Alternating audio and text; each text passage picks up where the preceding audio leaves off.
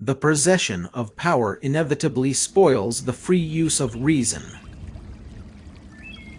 From such crooked wood as that which man is made of, nothing straight can be fashioned. The death of dogma is the birth of morality. Philosophy stands in need of a science which shall determine the possibility, principles, and extent of human knowledge a priori. He who would know the world must first manufacture it. Duty is the necessity to act out of reverence for the law. The outcome of an act commonly influences our judgment about its rightness, even though the former was uncertain, while the latter is certain. Laziness and cowardice are the reasons why so great a proportion of men, long after nature has released them from alien guidance, nonetheless gladly remain in lifelong immaturity, and why it is so easy for others to establish themselves as their guardians. It is never too late to become reasonable and wise. What can I know? What ought I to do? What can I hope? The existence of the Bible is the greatest blessing which humanity ever experienced. Reason can never prove the existence of God.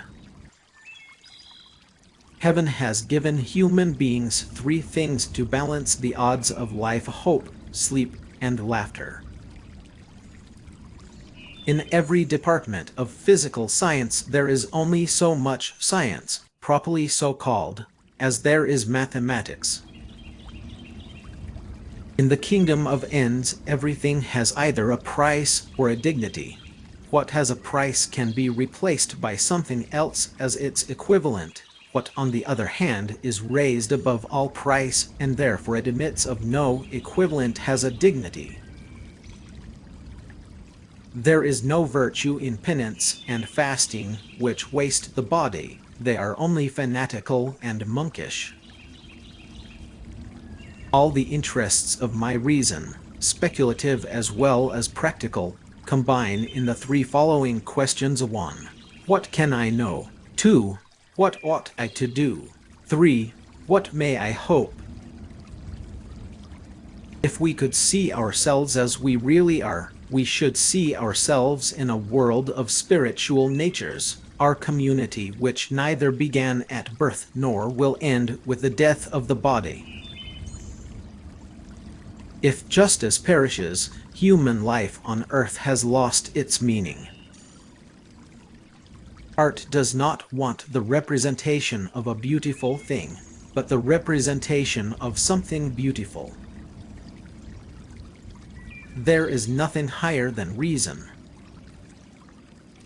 Freedom is independence of the compulsory will of another, and in so far as it tends to exist with the freedom of all according to a universal law, it is the one sole original inborn right belonging to every man in virtue of his humanity. An action is essentially good if the motive of the agent be good, regardless of the consequences.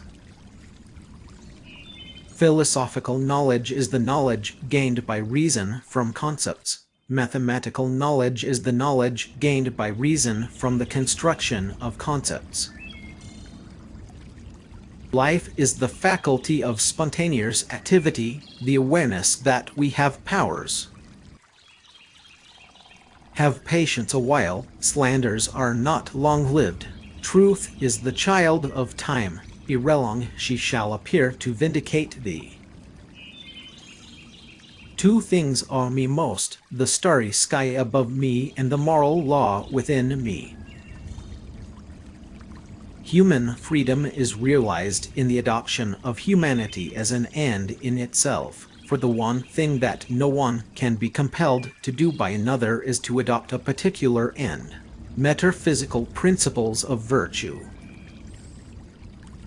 Now I say man, and generally any rational being, exists as an end in himself, not merely as a means to be arbitrarily used by this or that will, but in all his actions, whether they concern himself or other rational beings, must always be regarded at the same time as an end.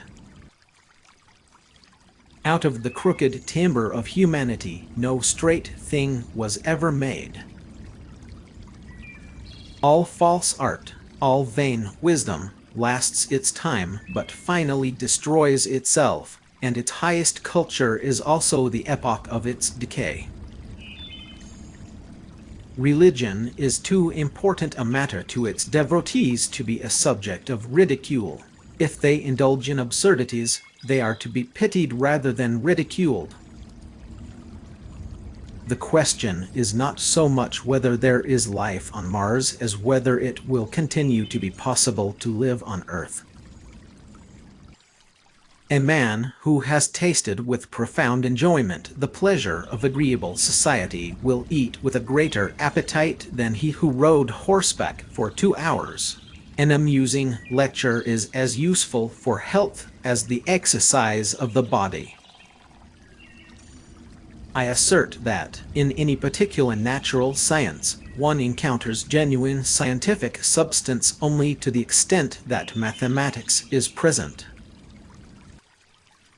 Most men use their knowledge only under guidance from others because they lack the courage to think independently using their own reasoning abilities. It takes intellectual daring to discover the truth.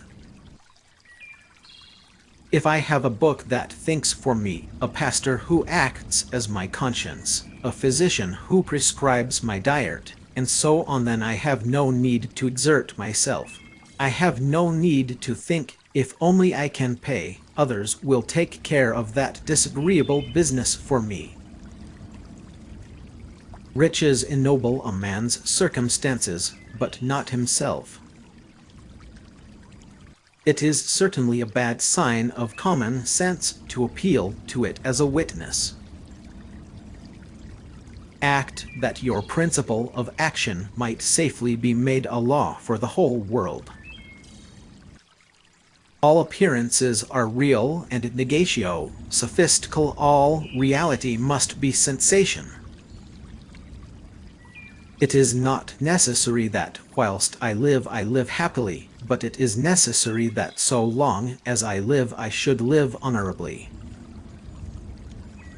Animals are there merely as a means to an end. That end is man.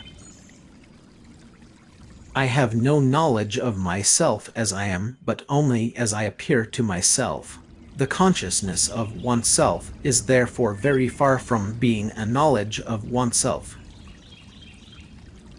Only the descent into the hell of self-knowledge can pave the way to godliness. Metaphysics is a dark ocean without shores or lighthouse, strewn with many a philosophic wreck. Freedom is the alone unoriginated birthright of man, and belongs to him by force of his humanity, and is independence on the will and coaction of every other in so far as this consists with every other person's freedom. I am an investigator by inclination. I feel a great thirst for knowledge. One is not rich by what one owns, but rather by what one is able to do without, with dignity. So act that anything you do may become universal lore.